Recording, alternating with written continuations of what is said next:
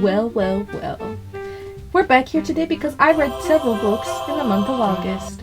Yes, I did. I read, finally, in a month, in a dry spell of reading. I read 8 books, and this is my reading wrap-up for that month in August.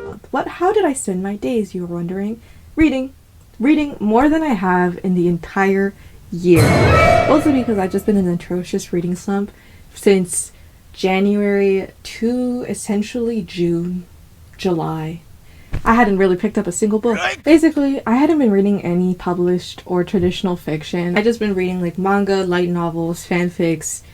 So I had been reading. I just hadn't been making a dent in my physical TBR. I'm currently in a book buying ban. I have broken that rule.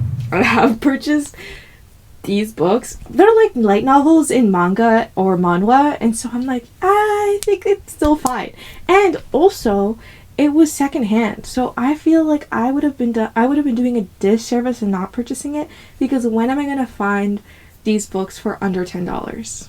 Usually they're $25 new, and that's a reasonable price nowadays in this economy, and I just don't have the $25 to drop on some of this. And so I was like, I need to do it. No, I don't. So now I'm officially on a book buying ban. I read a respectable 8 books this month in August, which is about approximately what you would think is a normal and rational amount to read. In what world I was going to read a book a day or 2 books a day, even an audiobook, even on 2 times speed, like my poor brain. If I listen to books on 2 times speed, I give myself a stress headache. The only time I can read that fast via an audiobook is if I'm doing the immersive reading where I'm like, okay, reading the physical book and listening to it, so I'm like, get my head in the game. A lot of the books that I read were from my physical TBR wheel that randomly selects my next read, and I am definitely going to do an update on like how that physical TBR challenge is going for me in a different video to you by September 22nd, because I still want to read as many books. So I'm still under the delusion that I could maybe like at the last minute, the last hour, the 11th hour if you will, I can somehow turn the tides, turn that boat around, read those 70 plus books by September 22nd. But yeah, I don't think so. Half of them I did some form of audiobook, either a completely audiobook or I did a half and half, and most of the books that I've read this month were fantasy. I'm starting to suspect that all my physical TBR is contained of some form of fantasy or fantasy tangentially, like fantasy related. We're a cousin of fantasy, a stepbrother if you would. When I first pulled Black Leopard Red Wolf, I started this at the end of July, like I think it was July 28th or something. The book is a high fantasy book, a very dark high fantasy book. It feels like one of those epic sagas where you follow these different characters on a quest journey, and I was struggling. I was in Struggleville. I was a resident of Struggleville. I was suffering. I felt like I was being held hostage by this book because I do not like to DNF. It's a point of pride, it's a point of ego. I also just sometimes there's some things that will hook me in long enough. Like I'll be having a miserable time, but I'll still stick around because there's a few components that made me go like, okay, well, like let me hear you out, right? 1, this book is very gay. That is quite frankly enough. It's frankly enough for me to stick around. I did a review on this book. I went really into depths of my experience with this book, but essentially just the Cliff Notes, Spark Notes edition. First 200 pages, I had no idea what was happening because, okay, we have our main character, Tracker.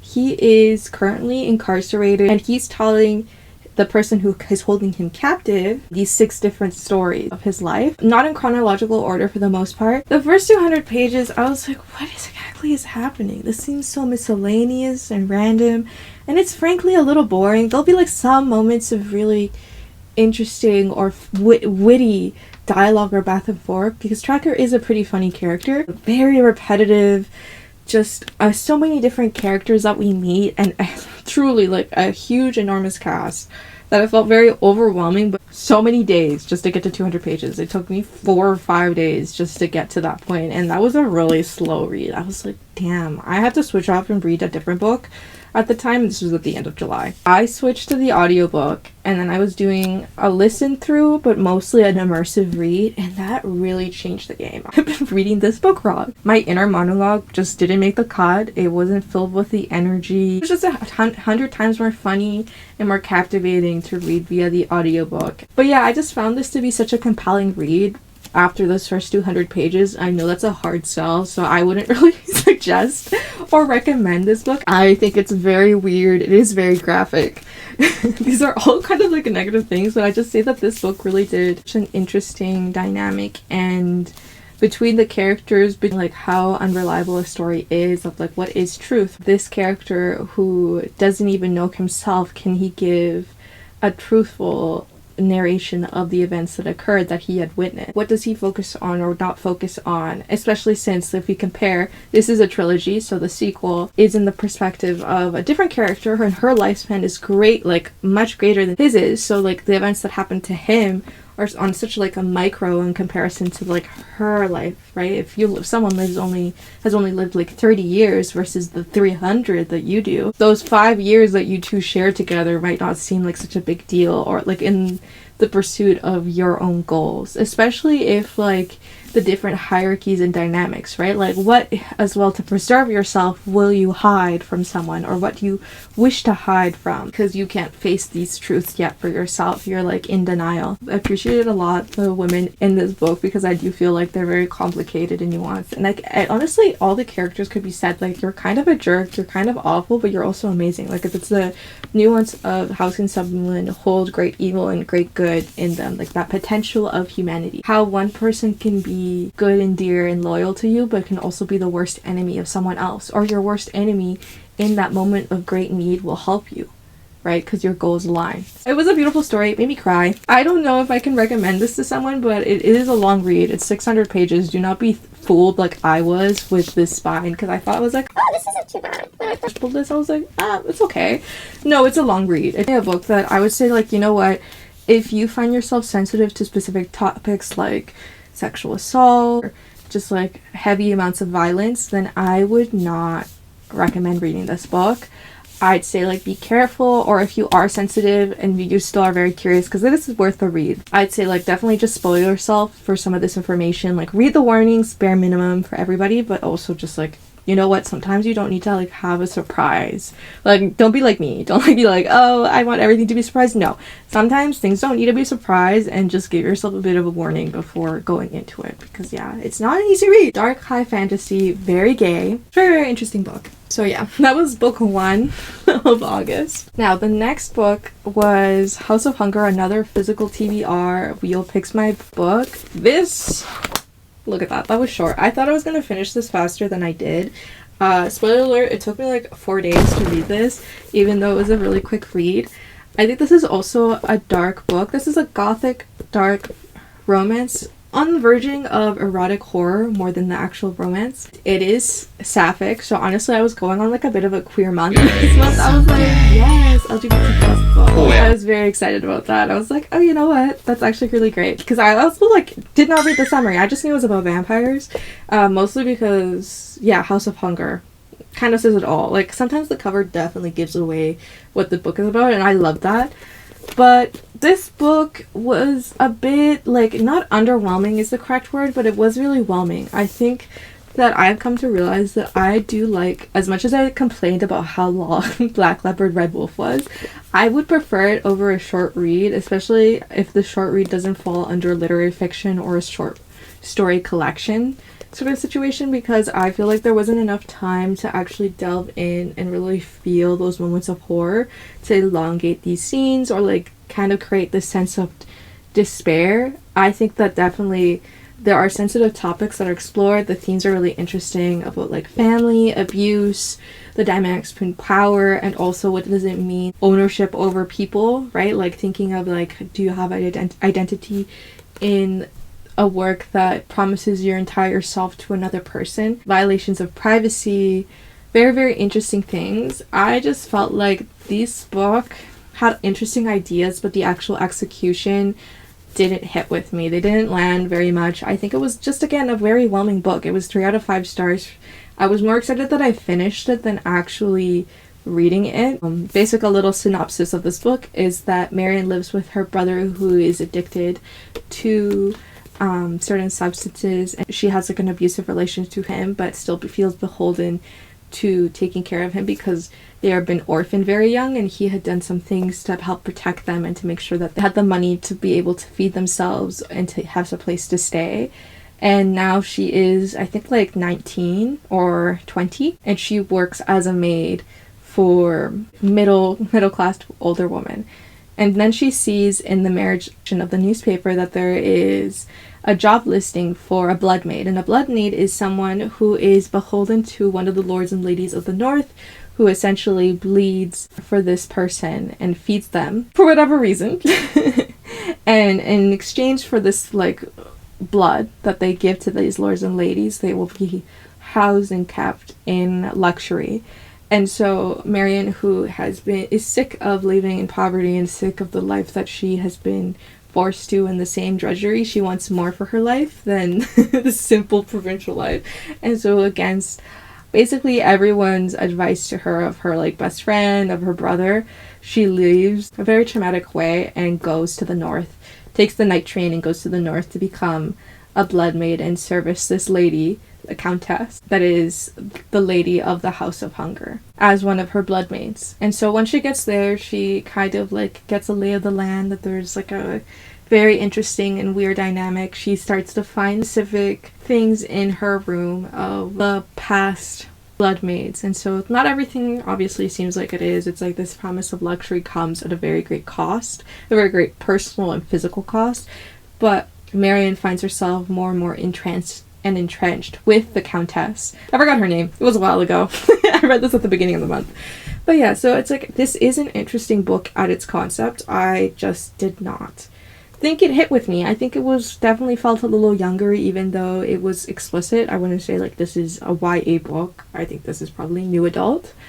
Yeah, I like horror, but it's also not my favorite genre. So I think that this book was just not for me. I think it was okay. Experiencing some of the emotional highs and lows with some other books, that this one was just like kind of a blur. We have another hefty book, which was Daughter of the Forest, another fantasy read. I was under the, misconception that this book was not young adult, but like, I think not explicit. Like, nothing truly bad was going to happen, or was going to be kept vague. Though, the way that I definitely did not get that correct, because I cried again. I think that August was my month of crying and just bursting into tears and be like, I am not okay. This is about a young girl who is a daughter of the lord of the place that she lives in. This is set in 10th century Ireland. She is one of 6 children, the youngest, and she has 5 older brothers who basically raised her because when she was born, her mother died in that childbirth. And so her father essentially kind of reseated himself and in his grief, and instead went to pursue the conflict that they have with the Britons, because the Britons had taken a sacred land from the Irish and from their people, and so now they are in constant conflict for several generations. And her and her brothers raise themselves in the forest that surrounds and protects the keep that they live in. But the first 200 pages describing the way that she grew up and essentially like giving perspective of how she has a very special connection to the land, and magic is real in this place, this fantasy, and that the fae that live there and these other people and other existence, where it's like, what you take, you must give back, and like be respectful of this world, right? Like having that connection with the land. But then that all changes when the Fire Nation attacks. I'm sorry, I have to make that joke. That all changes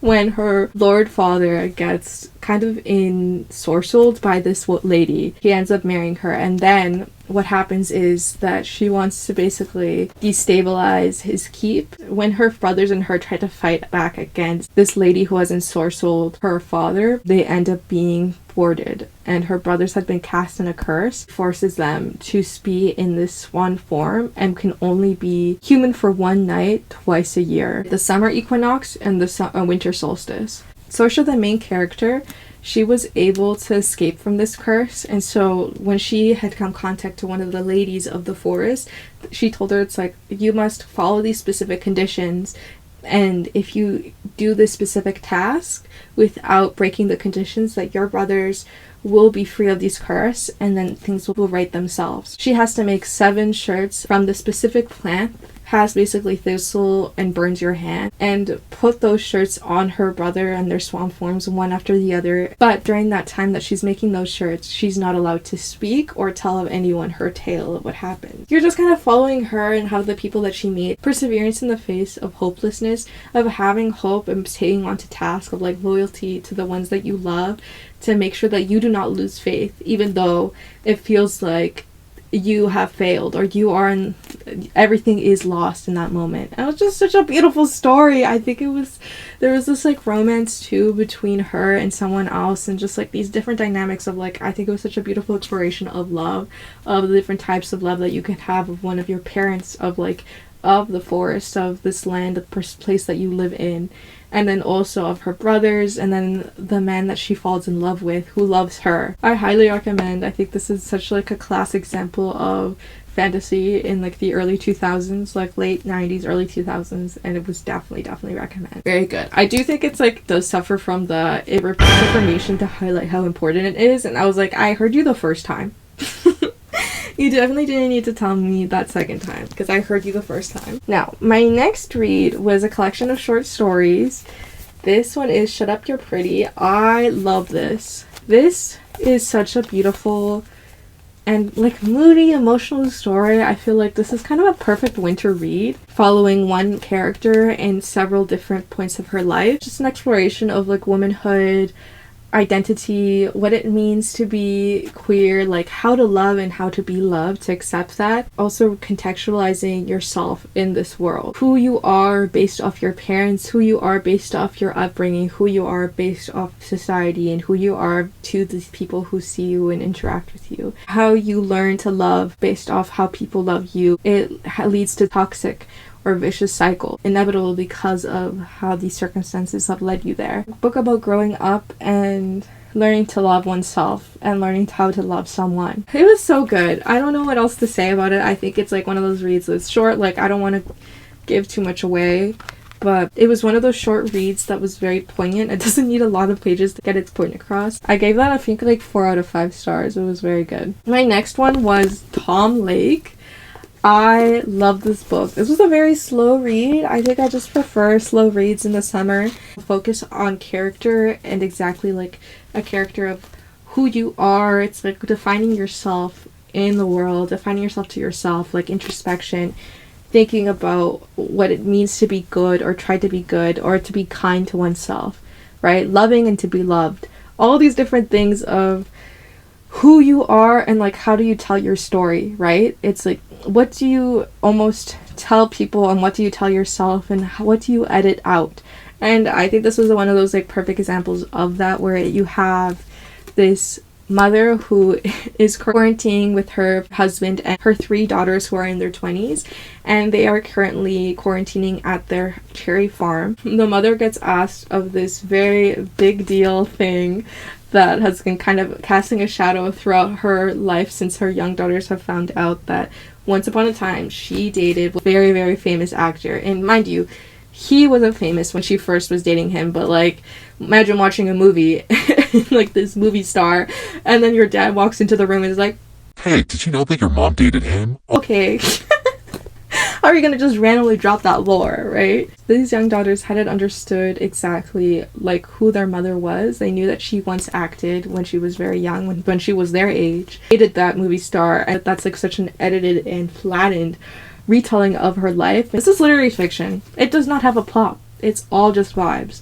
But I'm a very vibe reader. It is enough for me to stick into a book if I really like the characters. I don't really care for plots or being tricked or like, oh my gosh, this is what it is. Because most of the time I'm like, yeah, I knew that. I knew that. I knew that was gonna happen, and so you weren't going to trick me. You think you were gonna trick me? No. So I'd rather be like immersed in these characters and committed to them. Very slow read, perfect for the summer. I mean, I highly recommend reading this. I think that right now, as like we're still in the summer, September 22nd is the last day of summer, so that's like I'm still in my summer reading era. I think that this is a perfect way, like end of August, beginning of September. Highly recommend. Anne Patchett never disappoints me. This is the second Anne Patchett I read, and I have another book of hers, and I'm very excited to read that one. I've read Commonwealth and now Tom Blake.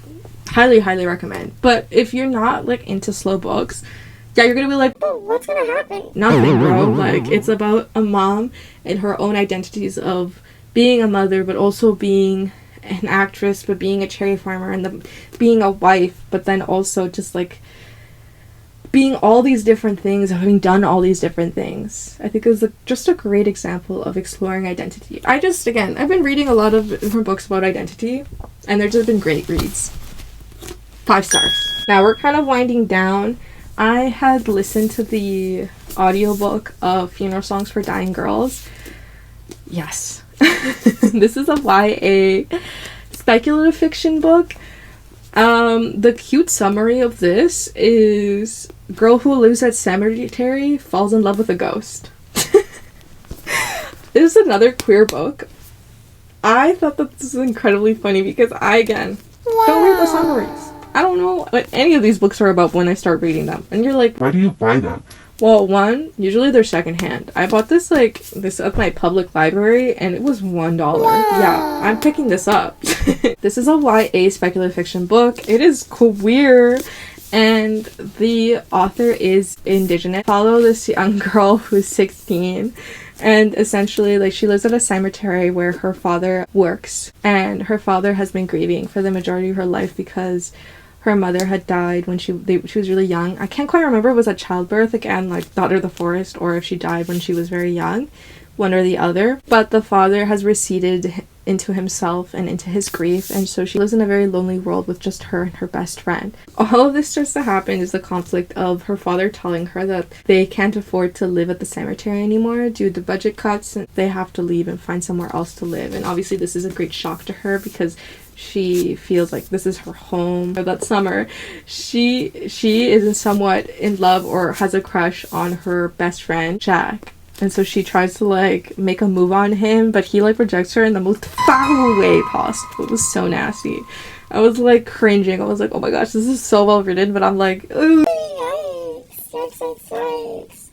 And so embarrassed, she is no longer speaking to her friend Jack, and he goes off to summer camp as per usual. But during that time, when she's moving away, she's like, wait a minute, I see something in the corner of my eye. It turns out that she can see this ghost of this young girl. This company of ghost hunters to say, oh my gosh, we're gonna find this ghost, there's a lot of money in this and ghost hunting, and so it's like a way to save the cemetery and to stay there.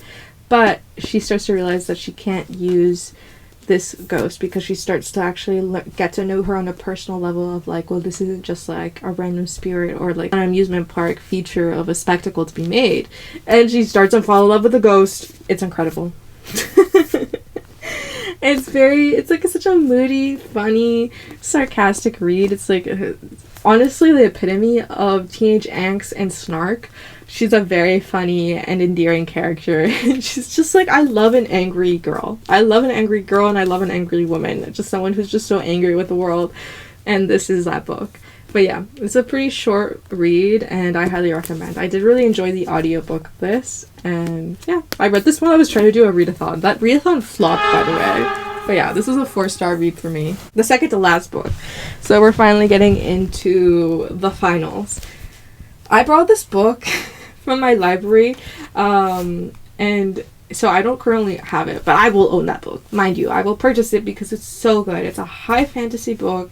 It has a completely interesting and fleshed out magic system, a very vivid world that you can just immerse yourself in. It's like you feel like you're right there. It has complicated characters. The main character, oh my gosh, she is super interesting. An ambitious, power-hungry woman who wants to claw herself and her way out of the society that oppresses women, that basically say that they can't be mages, that they are homemakers, but she wants to prove that women can just be as powerful as these high mages who are all men. Blood over Brighthaven follows this young woman who has been accepted into this class of high mages. Follow her as she tries to crack the code, how to safely expand the shield that protects their city against this phenomenon called the Blight.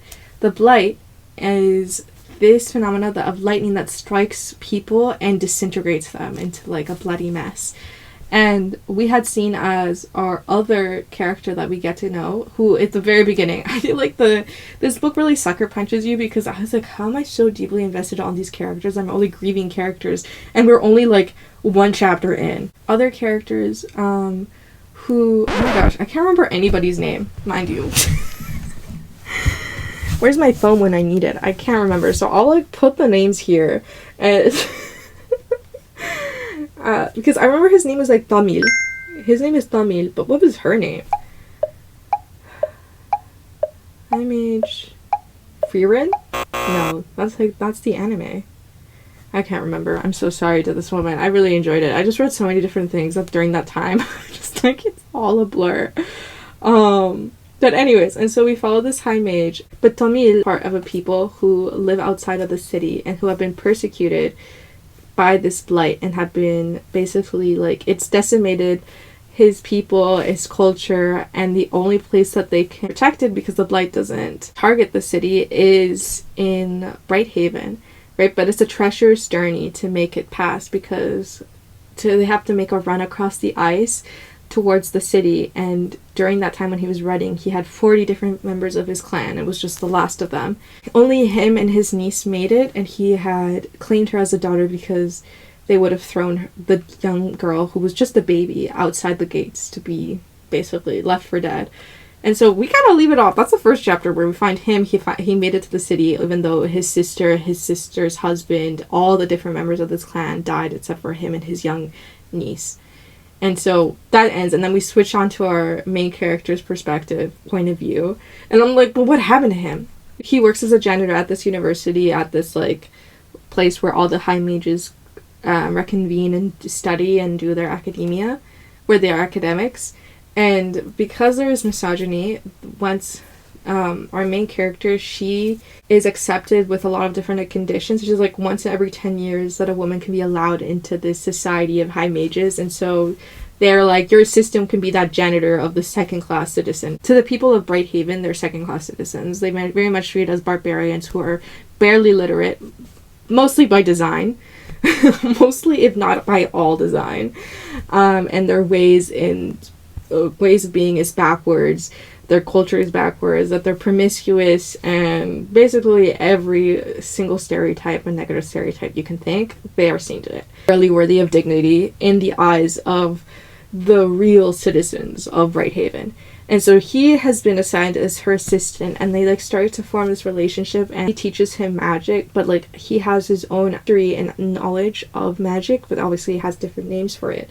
And so as they continue their studies and how she teaches him the different information, they start to uncover the very dark history and cost to this magic that every capacity in their society, they use it to heat their tea, they use it for miscellaneous, they use it for things that are pivotal and trains their industry. It all functions under magic. That's why it's heavily reliant on this magic that, while is very intricately explained, it also has some like spots where it's like, okay, but like where does all this source of power come from, right? Like they have this map where they're able to find energy from the other world, but like what is this other world? And they start to investigate and find out the actual dark and hidden cost of the power that fuels the city, right? That basically eats these people alive and spits them out. Such a good read. It was such a good read. It was dark academia, high fantasy. It's like, that book didn't make me cry when I first read it. I read it through the physical book, my reading marathon, and it was, what a roller coaster. I was like, I felt hungover after reading that. I was like, damn. I was like, I don't know how to feel anymore. I was like, I think it was good. But as the days went by, I was thinking to myself, wait a minute. I kept like waking up and really, really thinking about it more and more, and like the impact of it. And I was like, and then on the fourth day, I just cried because I was like, oh my god, this happened. It was one of those books that like kind of hit me like the further along that I spent thinking about it, like letting it sit a little more. I definitely recommend. It's a standalone, so God bless. I don't think it was a particularly long book in comparison to some of the others. I think it was like only 400 pages. So, mind you, it's like, that's a pretty good fantasy size for what you can expect on like things that are like upwards of 500 to 600 pages. Yeah, I highly recommend. I like read it in one sitting. I probably wouldn't recommend doing that. I only did it because I borrowed it from my local library. And the way that I left it literally to the last minute. I only had 21 days because it's such a popular book that everyone puts it on hold. So I couldn't renew it. So I was like, okay, I'm going to read it. I'm going to read it because I can't return it. I want to read this book. And so I read it basically the night before I had to return it. And it was definitely worth it. I'm going to buy that book. 5 stars. At first I gave it like 4 stars. Now it's a 5-star read. Just the more I think about it and the more interesting it is. It talks about class oppression, misogyny, and xenophobia to such a degree that it's like, it hits you over the head. But it's in the way that like it feels natural in this book because of like how the main character faces or feels her own struggles of misogyny, how she has so many obstacles and barriers, but then she also has her blind spots because she's not able to see how she benefits from the system, and also how she wields her own power over these second-class citizens. Insert name, I forgot it. And second-hand classes and her own biases that come to play. You're not like the other blank. You're different. You actually try, or like you actually apply yourself. And so it's like, wow, how degrading. And thank you for that backhanded compliment. We're basically saying that my people are backwards and like they're lazy or like they're whatever, when this city basically grinds them to the dust. Or like not even see that it's like, okay, well like yes, like you suffer under misogyny, but like you claim to do all these different things. You claim to be a good person that works with intention. Like you're saying, oh, like I want to prove to that women could be high mages. I want to better that road for people. I want to make it easier. But like, do you truly, or are you just wanting to emulate these powerful men who hold this power, and you want that power and you are ambitious, right? It's like how easy it is to tell yourself you're a good person because you have these intentions, but that's like a second aspect of like what you're actually doing. It's really good. I can't recommend this book enough. But yeah, so I want to buy that book. Unfortunately, I don't have it here to show it off, but definitely recommend reading it. But as per usual, like any of these books, I feel like I need to put a disclaimer right before I get to my last read, which was What a Whirlwind. What a whirlwind that book was. But they like definitely borrow it from a library if you can. I think that your local library probably has the book, or like you can order that book from them. Libby and Hoopla are such good resources, or most libraries have those apps or some third-party application that basically lends books of either ebooks or audiobooks. And so it's like if you don't feel sure about a book and you like maybe you even want to test it out of like maybe even the first 200 pages, like read that and then like you can purchase it. But yeah, so all my books come with that disclaimer of like you have to like see, does it fit you or not? I'm like, or if you're like, hey, if you really like dark academia, if you like books that fantasy, these are definitely books for you. Or if you like slower books, or if you're like fast paced, what I like might be differing from what someone else likes. A lot of times I don't feel so upset if I don't like a book, because most of the times I either buy my books secondhand or I borrow them from my library, and so I'm not too mad about it. Now saying all that, this book, I bought it secondhand, thank God. Thank God I bought this secondhand, because if I bought this for full price, I would have been pissed. I would have been pissed if I purchased this secondhand, because oh my God. Also, I've been making TikToks and videos of this, talking about my reading experience, because I have this series called Nightly Reads where I read for an hour before bedtime. And so it kind of replaced doom scrolling. Mind you, I started this one with the audiobook. This was an audiobook read.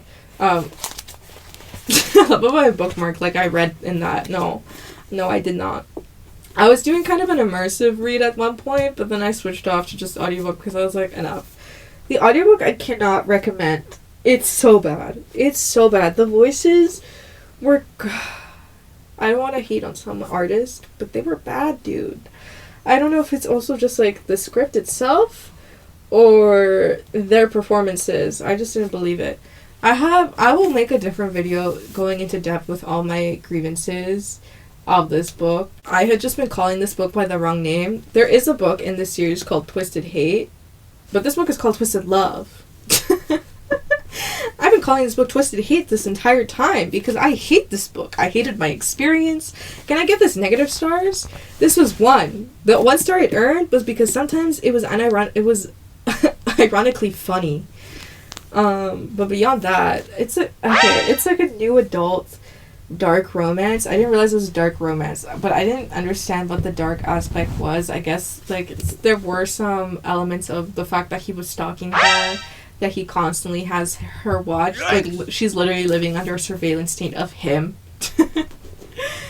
But yeah, we have our 2 main characters. We have a dual point of view of Alex and Ava. Alex is insufferable. I hate a character who's like, I'm a smart guy, I have such a high IQ, I'm so intelligent, and then he like makes an absolute buffoon of himself. He makes such stupid decisions. I was like, you are an actual idiot. You're saying you're so smart and then you fell for that? Couldn't be me. And then Ava is like this classic doe-eyed, innocent, just sunshine. Oh my gosh. The innocent sunshine character who can't, like, just sees the best in people. I was like, please. I wish you were meaner. I wish you were ruder. I said, I love a woman who's mean. I love a woman who is kind of sucks. Yeah. This is kind of why. She's just so boring. And bro, like, you just sound like a victim in this entire book. Like, you are a victim to most of it.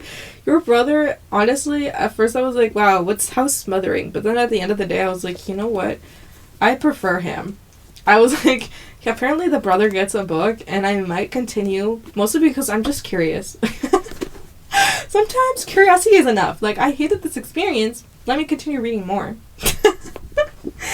But I honestly, if you're gonna read this, I think read the physical book, because the audiobook was so bad. It was grating. I felt like I was being accosted by a man. I hated his point of view. I hated it. I didn't want to see it.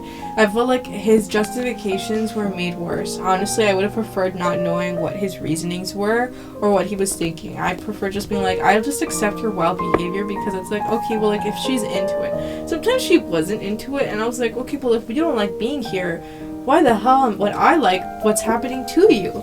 Right? My philosophy for books like this with dark romances is that, you know what, I can accept bad things. Like, this is abuse. In the real world, if this was to be done to a different person, I'm like, you are in an abusive relationship. Let's be so serious right now. But in the book that's fiction, that we all know it's fiction, like, do not do this. Please do not replicate this. What was like those commercials that's like, please do not do this, only leave the professionals. Like, do not do this at home, only leave it. These are professionals who know what they're doing, you idiot. That's like, this is that book, right, where you're like, okay, leave it to the professionals, aka the fictional people, to do these shenanigans, and never ever ever strive or to emulate any of this behavior, or like strive to find a man who emulates this behavior, because you just will sound like a prisoner that needs to be freed. Like, you sound like you're being held hostage, bro. I know Stockholm Syndrome isn't real, but like, that would be what I'd be saying to you. It's like, dude, no amount of money is worth that. Like, please, like, nothing is worth that. But yeah, since it's fictional, I was like, okay, fine, right? I'm like, that's my caveat, right? My philosophy is, if the main character is into whatever heinous or shenanigans or whatever, like, dominant alpha omega sigma behavior is occurring in a book, I'm like, okay, like, as long as you're into it. Like, to the fictional character, I was like, as long as you're into whatever the hell shenanigans is happening of, like, manipulation and possessiveness and, like, caveman ripping my shirt off, howling at the moon, go forth. But this book, the way that he would react, I was like, are you actually an alpha? Like, this behavior would make more sense to me if it was like in an Omegaverse, like alpha omega sort of dynamic, because then I'd be like, okay, well, there's a biological imperative for you to be behaving like a lunatic. But you're gonna be like a 26-year-old man who has like such like emotional volatility of like, I'm just a man. My dick is gonna punch a hole in my pants. I'm not even exaggerating. That's like actually what he says. Like, at any given moment, every single chapter of his point of view, he's like, my pants are going to rip because my dick is so hard. Please. What is wrong with your penis? Did you like take too much Viagra today, old man? Yeah. Yeah, unfortunately that was that for me. I would have been okay. I would just made me long for the Omegaverse books because at least I was like, okay, well we know that lunatic shenanigan behavior can be expected in an Omegaverse book, like an alpha omega, alpha beta omega world. But just being a normal billionaire man, you're supposed to be like the man with the highest IQ. You're so super smart. You're so calm and collected. And I understand the appeal of like, oh my gosh, this man is super smart and collected and suave. It just kind of disintegrates into pieces when in the face of this woman that he loves, right? Like he becomes like so out of control. But I was like, this is out of control in the way that a car crash is out of control. Like, please get me out. Safely park so I can exit the vehicle. Yeah, that's what that book was. And so I didn't like him. And then another grievance. Why the fuck was Krav Maga mentioned so many times? I could like honestly die happy if I never have to read a book where it just randomly mentions like Krav Maga this. We're like, are you are you sponsored by Krav Maga? Like, why are we talking about that so much? I didn't like that. There are so many other forms of self-defense or like martial arts that you could have picked, and you picked Krav Maga. Like, please. No more. Can I pick a petition where we never talk about Krav Maga ever again? Like, I am over it. That just seems like such a fucking lame self-defense one. Yeah, this kind of sucked. 1 star. The 1 star is because sometimes he was funny in his lunacy. And sometimes they would have like a funny back and forth. But that only happened once. Like a coffee scene where she's like, well, yeah, like, you didn't want to kiss me. So, like, I'm not gonna chase after you. And he's like, Get to me! Answer my phone calls! How could you do that? Blah, blah, blah, blah, blah. Like, oh my gosh, she's like throwing a tantrum at any given moment. I was like, damn, she's 6 years younger than you, and you're behaving like you're 6 years younger than her. So, anyways, those were the 8 books that I read. Let me collect them. We'll purchase you one day. Bled over Brighthaven, and also I will read The Sword of Kagan at one point. But yeah, these are the 8 books that I read in the month of August. It was a really good month. I can't complain too much. I think it was a funny way. Like, I read this book at the last day of August. It was August 31st and I finished reading this. Thank you for watching this video.